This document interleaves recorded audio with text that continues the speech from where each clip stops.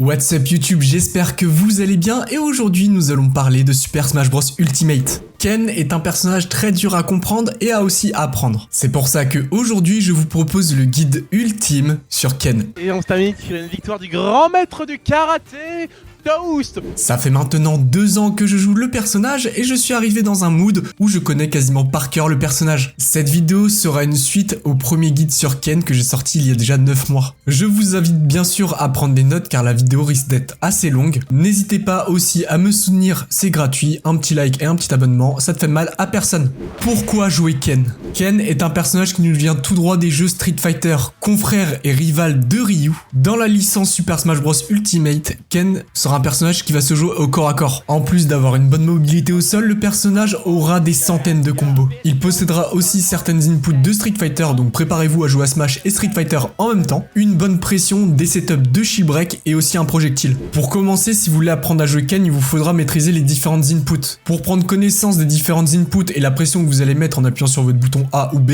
je vous invite à aller dans votre mode entraînement. Le Hadoken possède 3 vitesses et peut être exécuté de 2 façons différentes, soit en appuyant sur B ou bien en répétant la commande à votre écran. Le Hadoken sera bon pour faire une prise d'information, mais peut aussi mettre au sol avec une toute petite chance, ce qui peut aussi vous permettre d'extendre certains combos.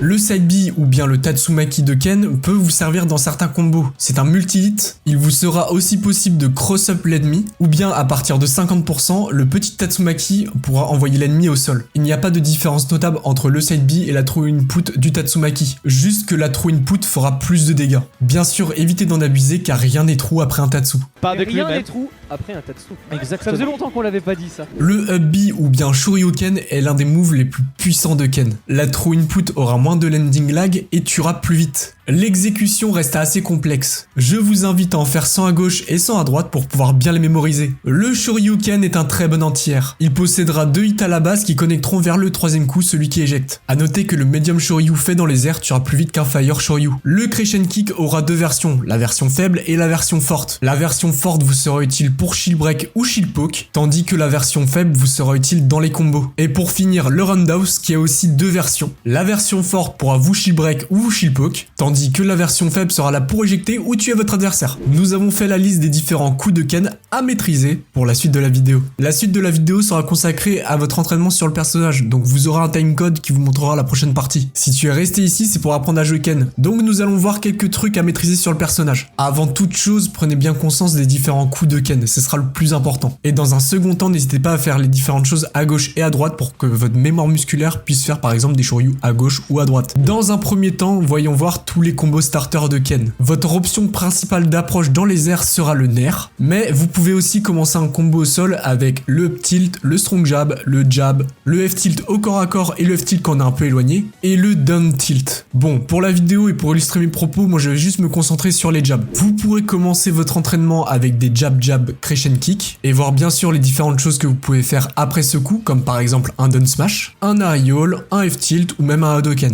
Mais bien sûr, faites-le 10 fois de chaque côté, une version faible et une version forte. Vous répétez le même exercice pour le Roundhouse, le Shoryuken, le Tatsumaki, le Hadoken et la Focus. Bien sûr, cet exercice, vous pouvez le faire une fois par jour, le temps que votre mémoire musculaire prend en compte comment faire un Shoryuken, etc. etc. Étape 2, la Focus Cancel. Comme vous le savez, Ryu et Ken ont un down B qui permet de tanker un coup. Et ce down B peut être cancel si vous donnez 2 coups de joystick à gauche pour aller vers la gauche ou à droite pour aller vers la droite. Bien sûr, vous pouvez aussi B-reverse la Focus ou même la Wave Bounce. L'étape 3 de l'entraînement consistera à cancel les aerials, comme par exemple savoir faire des Downer Shoryu, Upper Shoryu, ou bien encore de savoir faire des Nair Side B. Bien sûr, actuellement je suis en train de vous bourrer la tête de données, mais en description je vous mettrai certains combos du niveau débutant au niveau godlike à savoir faire. Une fois que vous commencez à avoir un petit niveau sur votre Ken, vous pouvez vous entraîner au Kara Cancel, ce qui peut vous apporter de la mix-up dans les combos, du bait aussi, plein de choses. Mais bien sûr je vous redirige vers la vidéo que j'ai déjà sortie sur le Kara Cancel. La dernière chose à savoir, c'est que vous pouvez buffer vos inputs, comme par exemple le Shoryuken, pour rendre des combos true. Comme par exemple, ce jab 1 Shoryu n'est pas true, car j'ai fait l'input après le jab. Tandis que si je fais mon Shoryu pendant le jab, le combo devient true parce que je mets en buffer le Shoryuken qui sortira frame 1, quand le jab aura la possibilité d'être annulé par le Shoryuken. Une fois que vous avez fait tout ça, il est temps de savoir comment le jouer directement en combat. Le neutral.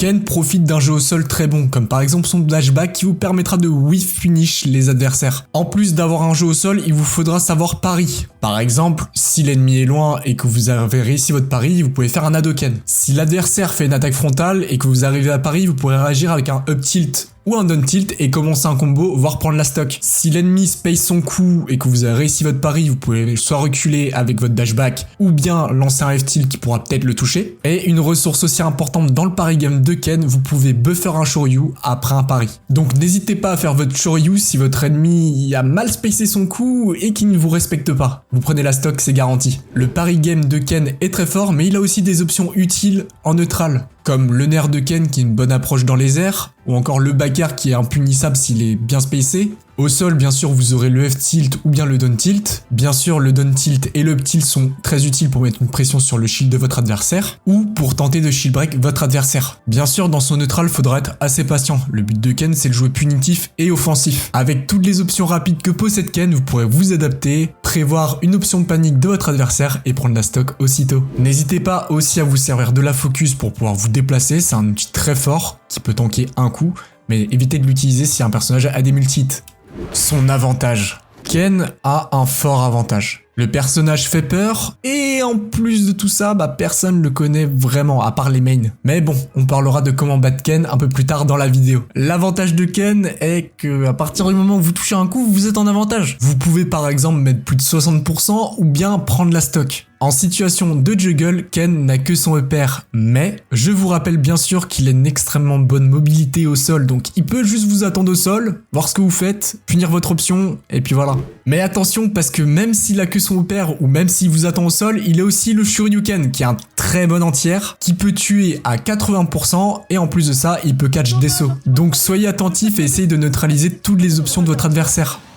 Comme ça d'un coup. Le ledge trap de Ken est très fort. Dans un premier temps, vous avez l'auto-turn, donc vous avez juste à faire des down tilt. Ce dernier pourra catch la roll ou encore la get up. Pour catch un saut, je vous invite à utiliser un up tilt, et si votre adversaire décide de get up attaque, soit vous faites un shield, soit vous faites une focus. Petite astuce, si votre focus touche, n'hésitez pas à reculer pour ensuite vous rapprocher de votre adversaire et pouvoir le tuer comme ça. Car si vous faites votre cancel vers l'adversaire, il pourra juste être poussé du ledge, et donc vous perdrez votre punish. Le Shoryuken et le roundhouse peut être très fort pour catch des jumps. Le down smash peut être utile pour tout frame. Le F-tilt peut être fort aussi pour catch un jump et une get up et pouvoir prendre la stock avec un down air. Si votre adversaire get up et shield, vous avez juste à le shield break. Car le ledge va agir un peu comme un mur et éviter à l'adversaire de se prendre du shield push. Donc comme vous le voyez, 95% du taf au ledge pour Ken, c'est le ledge trap. Mais il existe aussi quelques subtilités à savoir en edge guard. Comme par exemple essayer de pousser l'adversaire avec le nerf,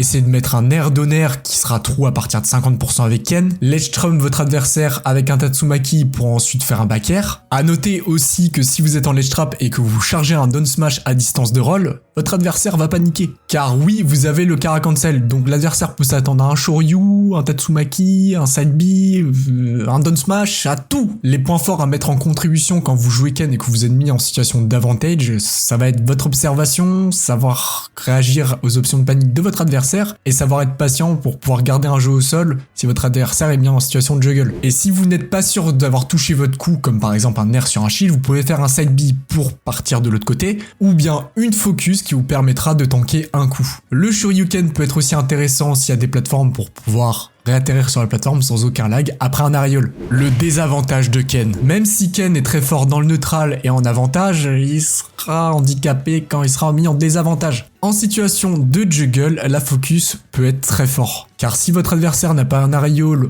avec des multi-hits, il pourra jamais vous punir. En plus de ça, Ken a un drift assez pourri, mais avec la focus, il vous sera possible de remédier à ça en allant soit vers la gauche ou vers la droite. Le Tatsumaki peut être bien aussi pour essayer de retourner au ledge par exemple. Bien sûr, en désavantage, la meilleure option de Ken, ça reste le saut, donc évitez de le perdre débilement. Car un Shoto sans saut est un Shoto mort. Si vous êtes bloqué dans un combo, dites-vous que vous avez soit l'air dodge ou la focus. La focus qui reste un outil très intéressant, car elle vous permet de tanker un coup, voire même de reprendre l'avantage. Offstage, il faudrait que vous gardiez votre deuxième saut le plus longtemps possible. La focus est très forte en désavantage, car vous permettra de tanker un coup, mais aussi, lors de votre première focus, de l'éviter un peu dans les airs. Le A de Ken est aussi très intéressant, car il pourra faire des dégâts à votre adversaire s'il est touché. En plus, il peut avoir le petit momentum dans les airs qui vous permettent de drift un peu plus vers le terrain. Le Shoryuken sera votre outil principal pour les Rico verticales. De plus, il pourra toucher votre adversaire au ledge. Et le Tatsumaki qui vous sera utile pour les recovery verticales,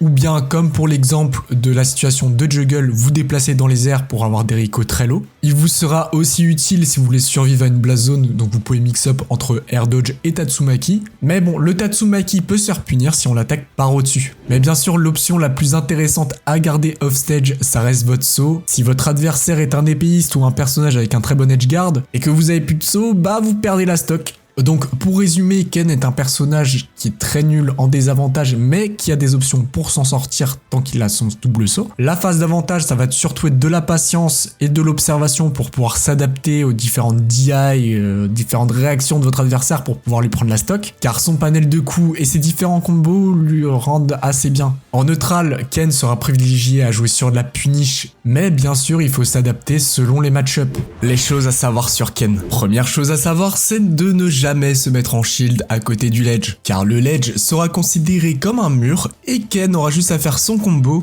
voire au pire vous allez être shield poke. Mais dans l'autre circonstance, vous risquez de perdre la stock à 0% après un shield break. La deuxième chose à savoir, c'est que le Shoryuken de Ken est très fort comme anti-air, donc évitez de trop sauter quand vous êtes à kill %. Bien sûr, il vous sera possible d'effectuer cette DI qui s'affichera sur votre écran pour pouvoir survivre au Shoryuken. La troisième chose à savoir est le Kara Cancel. Même si j'en ai déjà parlé en début de vidéo, Ken et aussi Ryu ont accès à cette technique qui permet d'annuler l'animation de leur down smash par une true input de Street Fighter. Donc si vous êtes accroché au ledge et que vous voyez un Ken charger un gros down smash, évitez de sauter ou bien de roll, car il peut lancer un Shoryuken en tant qu'anti-air ou même bien le reverse pour pouvoir catch la roll. Bien sûr, le Kara Cancel peut être aussi utilisé dans les combos spécifiquement avec Ken, comme par exemple pouvoir pousser son adversaire ou le mettre en situation de take chase pour pouvoir récupérer la stock juste après. Quatrième chose à savoir sur le personnage, il sera possible à Ken ou bien Ryu d'effectuer un light Shoryu dans le neutral. Si vous pensez pouvoir punir le true Shoryu, reculez, parce que celui-là va juste cacher un autre Shoryuken. Le Shoto en question n'aura quasiment pas de lag et pourra surenchérir sur un autre Shoryuken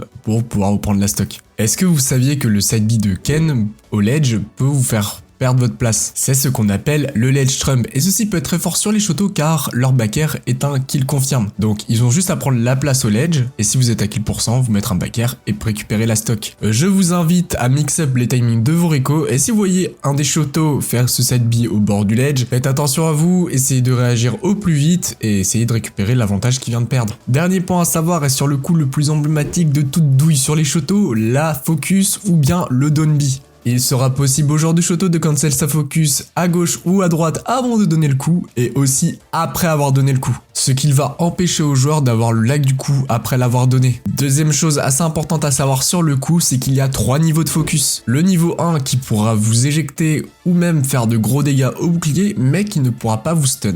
Le niveau 2 permettra de stun votre adversaire un petit moment ou bien de faire de gros dégâts au bouclier. Et le niveau 3 qui traverse les contres, les shields et qui peut vous stun. Donc oui, ça vous stun très longtemps en plus de vous mettre pas mal de pourcentage, donc pensez à spot dodge ou à garder votre adversaire si vous voyez en train de charger une focus niveau 3 devant vous. Donc vous l'avez compris, si vous voyez votre adversaire faire une focus, la meilleure chose reste à partir ou bien de donner un coup multi-hit sur cette focus qui va faire en sorte de la casser. Il faudra aussi retenir quelque chose d'assez important avec cette explication, c'est que en fait à chaque niveau de focus, le Shoto en question aura un nombre de pourcentage qui pourra tanker.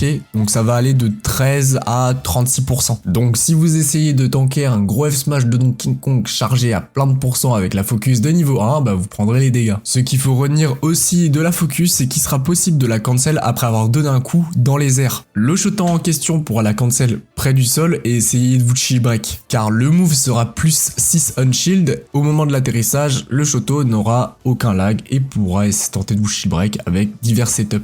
Comment jouer contre Ken? Comme on le sait sait maintenant, Ken possède beaucoup de combos. Beaucoup de pression sur le shield, un bon ledge trap, un excellent jeu de combo, des bons entières et des bons kill moves. Bien sûr, le personnage sera fort contre les sacs combos, contre les personnages qui se démerdent moins bien que lui au sol, comme par exemple Little Mac ou Shake, ou bien les personnages qui sont assez faciles à pari, comme par exemple le nerf de Ike, le nerf de Rob. Bien sûr, il faudra aussi savoir les maps de prédilection de Ken. Donc maintenant, laissez-moi vous faire un petit top 5 des meilleures maps de Ken. Bien sûr, ne tenez pas en compte le classement que je vais donner, car c'est purement individuel et certainement d'autres personnes préféreront jouer sur d'autres maps. Mais bien sûr, je vous invite en commentaire à me donner vos avis sur différentes maps. Numéro 5, Kalos. Kalos est une bonne comme une mauvaise map. Certes, vous allez avoir du mal à tuer avec Ken et encore plus avec Ryu, mais grâce aux deux plateformes qui sont situées à l'extérieur de la map, ceci va pouvoir vous aider à mieux ledge trap. Voilà, c'est la seule chose que j'ai trouvé à dire sur cette map et moi j'aime plutôt bien jouer dessus. Numéro 4, Yoshi Story, une petite map très sympathique qui vous permettra de tuer très tôt au Shoryuken. Au désavantage de pouvoir tuer tôt, les combos seront un peu modifiés si vous vous trouvez aux extrémités de la map. Le premier défaut sur cette map, ça reste les pentes au niveau du ledge. Et oui, c'est à cause de ça que vous ratez certains combos et certains qui le confirment. Et seconde chose, c'est que votre ledge trap sera vachement désavantagé. Numéro 3, Battlefield. Battlefield est une bonne map pour Ken, car déjà il profite de plus de mobilité. Dites-vous qu'avec un saut normal, il peut sauter sur une des plateformes, ce qu'il ne pouvait pas faire sur les deux autres maps juste avant. Il peut effectuer des ladder combos assez facilement sur cette map et vous mettre aussi sur une plateforme en situation de tech, ce qui rendra absolument broken Ken par la suite. Le seul défaut de la map, c'est que le plafond est assez haut quand on est sur le stage, pas sur une plateforme, car autrement vous pouvez tuer votre adversaire après une quarantaine de %. Numéro 2, PS2. Bon, cette map là, il n'y a rien à redire dessus, à part que les plateformes sont un tout petit peu haute au niveau du saut du personnage en question, mais ce n'est rien car la blast zone du haut est assez bas et la map est assez grande pour pouvoir se déplacer comme on le veut. Et numéro 1, vous l'avez compris, c'est petit champ de bataille, donc qui va vous permettre de sauter directement sur une plateforme juste avec un saut. Mais en plus de ça, la map est plus petite et vous permettra de mieux aller chercher vos adversaires si c'est des adversaires avec des projectiles. Maintenant que nous avons vu les points forts de Ken, nous allons voir ses points faibles. C'est un personnage qui vous demandera pas mal de boulot, déjà sur les inputs ou même dans l'aspect du jeu en lui-même. C'est un personnage qui vient d'un autre jeu de combat, donc il a déjà ses propres archétypes qu'ils ont dû retranscrire sur Super Smash Bros Ultimate. Et bien sûr, faites gaffe à l'auto-turn, ça peut déranger certains. Ken est un personnage qui sera très vulnérable off-stage, donc si vous pouvez venir le chercher ou voir faire cramer sa meilleure option qui est le jump, n'hésitez pas, car un Shoto sans second saut est un Shoto mort. Ken a des points forts exploitables. Donc déjà le Tatsumaki, comme on peut le dire dans la contrée des Shoto, rien n'est trou après un Tatsu, ou bien encore le Crescent Kick qui est un starter à peu près tous les combos de Ken, où il vous sera possible d'en sortir, mais en pensant à mix-up vos différents air dodge, sauts et options que vous avez pour pouvoir en sortir.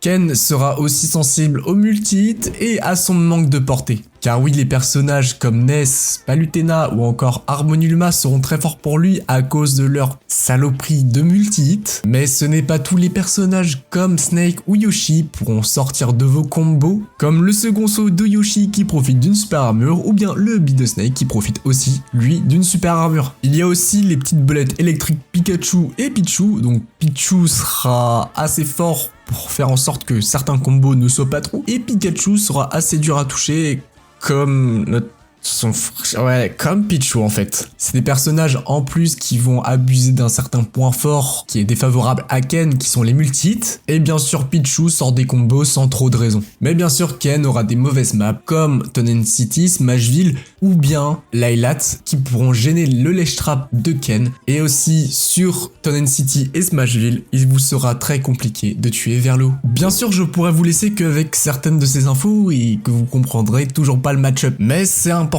de savoir certaines spécificités sur le personnage, comme par exemple le down tilt. Première situation, si vous êtes pris dans le coup, pensez à SDI out, ça va faire en sorte que votre personnage se débat dans les airs. Et ça vous évitera aussi de prendre un Shoryuken juste après, ou bien un roundhouse. Deuxième situation, si vous êtes mis en shield et que vous prenez des down tilt, bah après 3 down tilt, vous pouvez vous barrer. Ça paraît con de dire ça comme ça, mais oui, vous pouvez vous barrer. Pensez bien sûr à bien mix up comment vous allez partir parce que Ken peut s'adapter et vous suivre et vous remettre des Duntil juste après. Deuxième point important sur les Duntil, si vous avez un personnage qui possède une super armure ou un coup intangible avec un hubby comme par exemple Lucina ou Roy, vous pourrez vous sortir de toute cette situation de Duntil juste en mâchant votre hubby. Deuxième point important à noter, il sera possible de sortir du Shoryuken vu que les deux premiers hits sont des multi-hits. En fait, si vous exécutez une SDI up et in en même temps que vous martelez la touche de saut, il sera possible d'en sortir vers 80-90%. Bien sûr, ça dépend de la hurtbox du personnage, mais ça reste très utile quand vous êtes pris dans ce genre de situation. Autrement, ne négligez pas l'ADI que j'ai pu vous dire juste avant. Le dernier point important contre Ken et Ryu, c'est arrêter de roll-in. Car comme vous le savez, le personnage a un auto-turn, et juste pour vous donner un exemple concret, l'auto-turn de Ryu et Ken est meilleur que celui de Kazuya. Donc, à part si votre personnage a une très bonne roll, bah, ne faites pas de roll-in. Même, je pourrais vous dire, arrêtez de faire des roll-in. Et nous voici sur la fin de la vidéo. J'espère que cette vidéo, vous l'avez appréciée. Si vous l'avez apprécié, n'hésitez pas à vous abonner et à lâcher un like. J'espère qu'elle vous a été utile pour vous apprendre mieux le personnage et aussi qu'elle vous a été utile pour mieux apprendre le match-up. Bien sûr, il vous faudra jouer contre le match-up en question pour savoir qu'est-ce que votre personnage peut faire. C'est pour ça qu'il y a mon Twitch en description. Et si cette vidéo vous a plu, je vous invite à la partager et moi je vous dis peace, à la prochaine.